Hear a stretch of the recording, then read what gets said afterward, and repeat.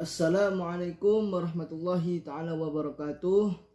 Perkenalkan, nama saya Muhammad Al-Nurdin dari Prodi PAI Reguler. Saya dari kelompok 13 ingin mempresentasikan hasil makalah kami yang sudah kemarin yang mungkin sudah dipenjelaskan, yaitu tentang kondisi objektif dan prospek masa depan pendidikan Islam di Indonesia. Baik, langsung saja saya akan menjelaskan tentang yang pertama, yaitu tentang lembaga-lembaga pendidikan Islam. Lembaga pendidikan Islam merupakan suatu wadah di mana pendidikan dalam ruang lingkup keislaman melaksanakan tugas demi tercapainya cita-cita umat Islam. Masjid, pondok pesantren, dan madrasah merupakan lembaga-lembaga pendidikan Islam yang mutlak diperlukan di suatu negara secara umum atau di sebuah kota secara khususnya, karena lembaga-lembaga itu ibarat mesin pencetak uang yang akan menghasilkan sesuatu yang sangat berharga. Dengan kata lain, lembaga-lembaga pendidikan Islam tersebut akan mencetak sumber daya manusia yang berkualitas dan kuatnya akidah keislaman. Adapun lembaga pendidikan Islam meliputi yang pertama pesantren, kemudian yang kedua madrasah, yang ketiga perguruan tinggi. Yang pertama pesantren. Pesantren merupakan lembaga pendidikan Islam di Indonesia yang didirikan oleh masyarakat tanpa campur tangan pemerintah, dan 90% masyarakat yang berperan.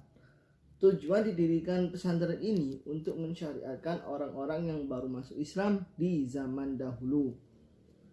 Yang kedua madrasah. Madrasah merupakan lembaga pendidikan agama Islam yang meliputi madrasah ibtidaiyah, madrasah sanawiyah, dan yang terakhir madrasah aliyah.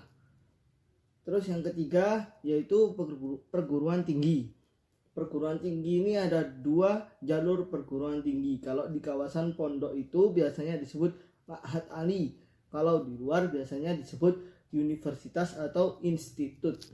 Atau kalau biasanya itu kalau di kampus saya sekolah tinggi. Yang B yaitu persepsi masyarakat terhadap pendidikan berbasis agama. Persepsi adalah cara orang memandang dunia ini. Dari definisi yang umum dapat dilihat bahwa persepsi seseorang akan berbeda dari yang lain. Masyarakat memerlukan lembaga pendidikan yang layak serta mampu mencetak lulusan yang berkualitas dan seimbang antara ilmu duniawi dan akhirat. Lembaga pendidikan yang berbasis agama tersebut dikenal dengan madrasah. Kemunculan sekolah berbasis agama Islam sebenarnya ditujukan untuk masyarakat agar anak-anak mereka dapat bersekolah di sekolah yang lebih mengedepankan pendidikan agama Islam. Agama adalah cerminan dari pendidikan moral suatu bangsa, karena setiap agama pasti mengajarkan pada umatnya untuk selalu beretika baik dalam kehidupan sehari-hari. Oleh karena itu, pentingnya sekolah berbasis agama untuk menanamkan nilai-nilai keagamaan serta sikap yang baik dalam berinteraksi dengan sesamanya. Kemudian yang C, kondisi perkembangan pendidikan Islam sekarang.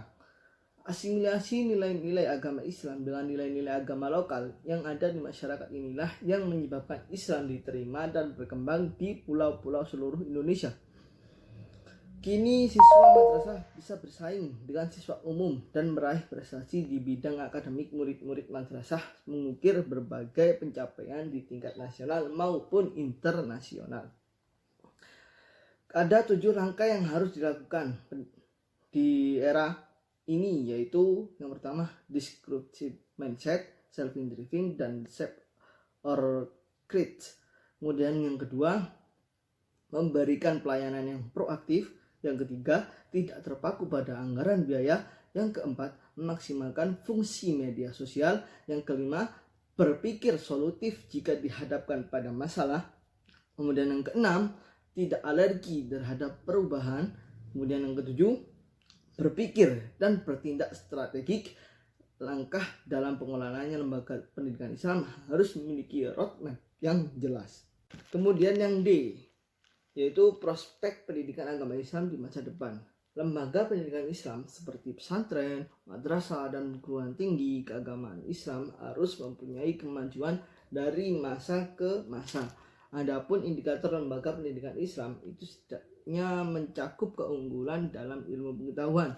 Yang pertama, lembaga pendidikan Islam itu harus melahirkan lulusan yang kompeten dalam ilmu sains.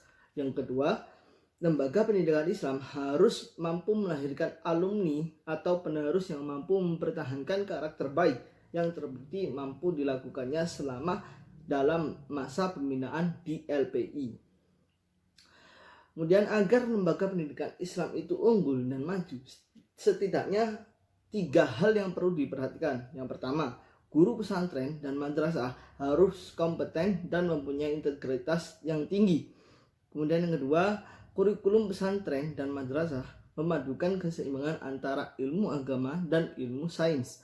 Kemudian yang ketiga, pesantren dan madrasah dikelola oleh manajemen terbuka. Aspek keuangan dan administrasi tenaga pendidikan dikelola dengan sistem terbuka dan transparan. Sekian penjelasan dari saya. Apabila ada salah kata ataupun yang tidak enak didengar oleh pendengar, saya mohon maaf yang sebesar-besarnya.